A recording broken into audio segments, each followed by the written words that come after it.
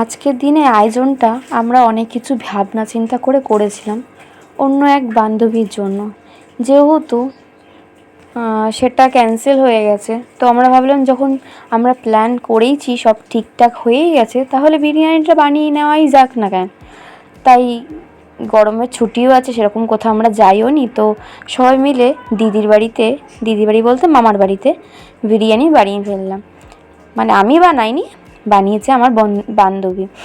আমি সব কাটাকুটি করে দিয়েছি, আর আমার মামি সব জোগাড়যন্ত্র সব কমপ্লিট করেছে, আর একজন খালি খুন্তি নাড়িয়েছে, মানে যে বিরিয়ানিটা রান্না করছে। তো এইভাবেই বিরিয়ানিটা তো বানাচ্ছে ওরা, আমি খালি ভিডিওই নিচ্ছিলাম। আর এর সাথে বিরিয়ানির সাথে একটা জিনিসও হয়েছে, চিকেন পকোড়া। তো ওটাও হবে, কিন্তু ওটার ভিডিও আমি নিজেও জানি না, তো ভিডিওটা করা হয়নি।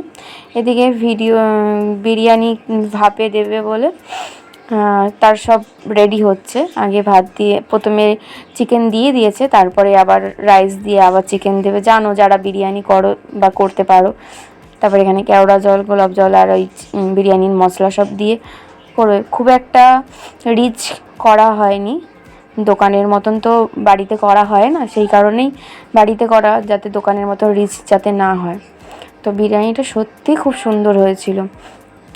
আমাদের তো সবার দুবেলাই হয়ে গেছে, রাত্রিবেলা আমাদের আর রান্না করতে হয়নি, দুপুরবেলা রাত্রিবেলা মিলিয়ে আমরা এই বিরিয়ানিটা খেয়েছি। যাই হোক, খুব ভালোই হয়েছে।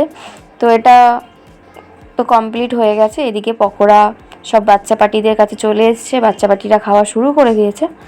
আর পকোড়া যখন হয়েছে, আমি একটুখানি হাত না দিলে হয়, তাই আমিও পকোড়ার মধ্যে একটু সস লাগিয়ে খেয়ে ফেললাম। তারপরে বিরিয়ানি কমপ্লিট হয়ে যাওয়ার পরে সবাই খেয়ে নিয়েছে।